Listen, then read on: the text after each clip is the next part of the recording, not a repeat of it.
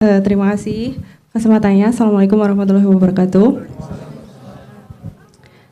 Baik, selamat malam Mas Noe dan Mbak Gayatri. Saya mau bertanya, ada 2 pertanyaan kayak gitu.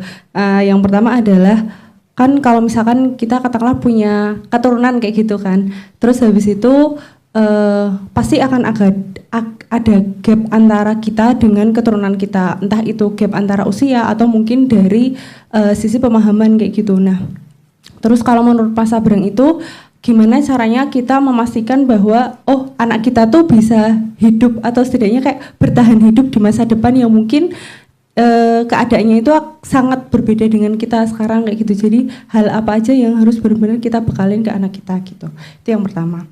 Nah, kemudian yang kedua tadi Mas Sabrang sempat menjelaskan tentang di babak pertama itu tentang ini kayak keseimbangan gitu kan, keseimbangan antara inilah yang konflik sama ini apa sih, kebosanan dan perpecahan kayak gitu. Nah, kalau misalkan ada sebuah keadaan di mana keluarga itu tuh cukup flat gitu, cukup flat dan kayak nggak ada apa-apanya gitu, misalkan kayak gitu kan, apakah itu tuh yang salah itu adalah keluarganya, artinya kayak dia harus mencari keributan, atau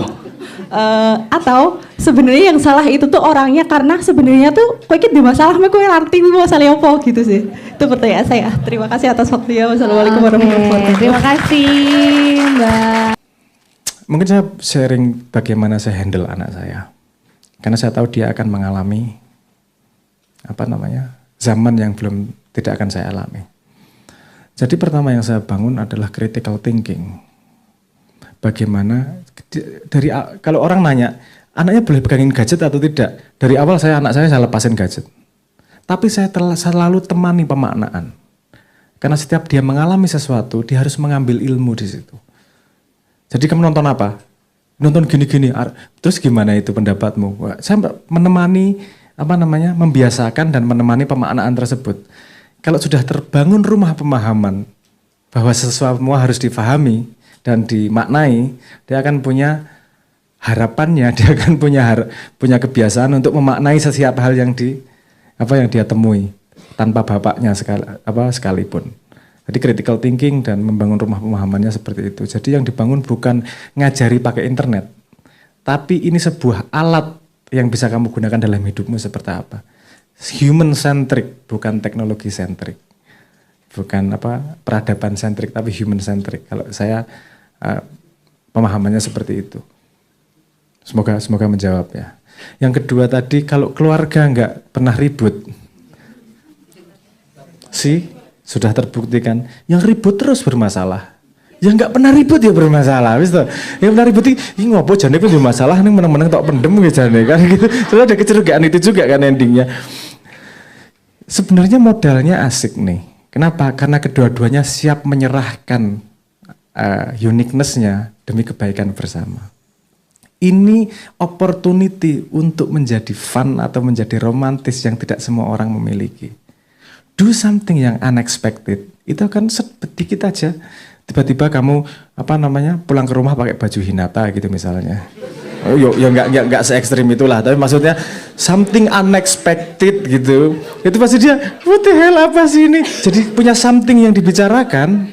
Jadi sumber yang disebut sebagai romantis itu something yang unexpected kok. Sesuatu yang tidak disangka-sangka. Karena gini, setiap kita mengalami sesuatu, sedikit ya, ada yang loading nih. Otak manusia memprosesnya itu yang disebut sebagai reverse inference process. Apa itu? Otak manusia itu dilatih untuk memproses masa lalu. Kamu dapat dengar suara dulu, baru kemudian nge-track suaranya dari mana ya. Bukan suaranya dari mana baru dengar. Selalu reverse inference process. Sehingga ketika ke masa depan, itu selalu nge-track masa belakang dari pengalaman masa lalunya. Ketika kamu memberi sesuatu di masa depan yang tidak bisa di-track di masa lalunya, itu akan dianggap sebagai sesuatu yang baru dan menyenangkan. Jangan terlalu jauh.